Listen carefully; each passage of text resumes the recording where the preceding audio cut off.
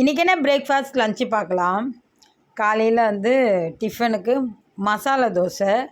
இது அக்கா இந்த உருளைக்கிழங்கு மசாலா கொடுத்துருந்தாங்க பட்டாணியெல்லாம் போட்டு.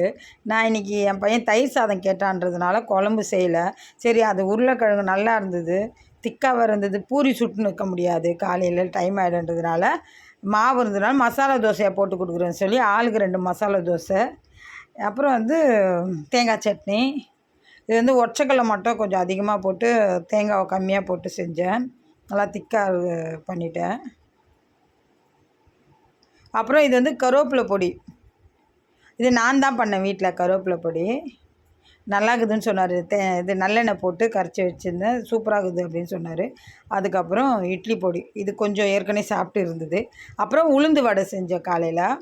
ஏன்னா பையனுக்கு ஸ்நாக்ஸுக்கும் கொடுத்து விடணும்னு சொல்கிறதுனால கொஞ்சம் மாவு போட்டு உளுந்து வடை செஞ்சுட்டேன். நல்லா மொரன்னு உளுந்து வடை. பார்க்கும் போதே தெரியும் உங்களுக்கு, நல்லா மேலெல்லாம் ஒரு மாதிரி பொரியாக இருந்துச்சு.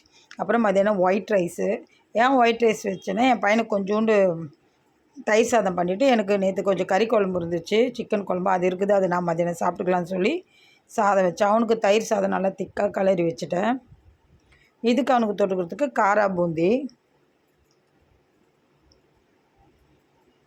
ஏன்னா சிக்கன் அவனுக்கு கொடுக்க முடியாதுன்றதுனால தயிர் சாதம் கொடுத்து விட்டேன். அவனுக்கு ஒரு 4 உளுந்து வடை குட்டி குட்டியாக. அதில் இந்த கருவேப்பிலெலாம் நிறைய இருக்கக்கூடாது, அந்த மாதிரி. இன்றைக்கி இதுதான் பிரேக்ஃபாஸ்ட் லஞ்சு. வாங்க சாப்பிட்லாம்.